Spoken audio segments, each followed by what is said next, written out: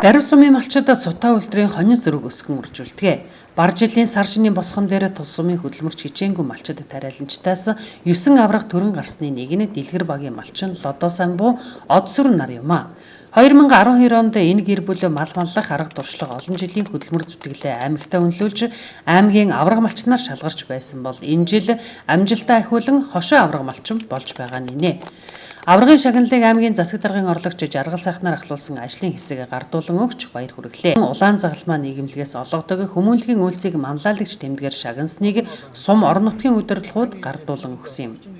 Малчин Лодо самбуу сүүлийн 10-аад жил ялангуяа бог малаа чанаржуулахад анхаарч Зүүн аймгаас эцэг мал авчран сэлгэжээ. Хавар мал төлөлтийн үеэр нэгээс 2 хүнд 100 төлөгч туслахаар ажиллаулдаг, харин бусад үед нь өөрөө малаа малладаг гэлээ.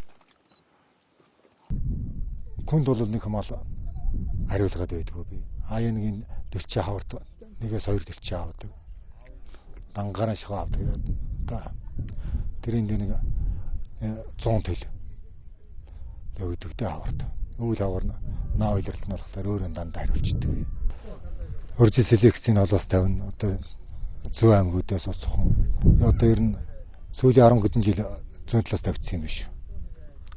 Бог мал бол маш чанартай гэж бодож байгаа одоо.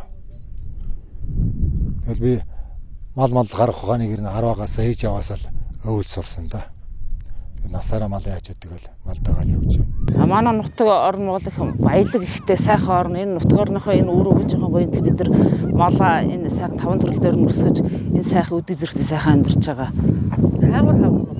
Энэ голоосоо эхлээл бид нар чинь ногоо урахтай зэрэг дээшлэл билээшээ дээшилж явсаар байгаа л тэгэл мөцтэй болох хормодч бол цусаал малах дор хүчийг авах бол орж ирдэг.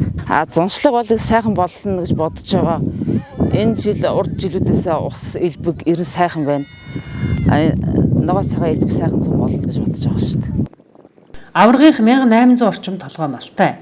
Энэ хавар 500 гаруй бог мал төлөлж мал сүргээ өсгсөн байна.